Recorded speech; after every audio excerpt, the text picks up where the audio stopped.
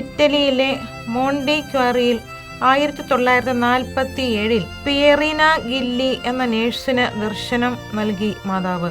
പിയറിനായിക്ക് പ്രത്യക്ഷപ്പെട്ട മാതാവ് റോസാ മിസ്റ്റിക്ക മാതാവ് എന്ന് അറിയപ്പെടുന്നു.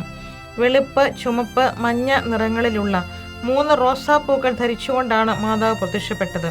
പ്രാർത്ഥന, പരിഹാരം, പ്രായശ്ചിത്തം ഇവ അനുഷ്ഠിക്കണം എന്നതിൻ്റെ സൂചനയാണ് ഈ പൂക്കളിലൂടെ നൽകുന്നത്.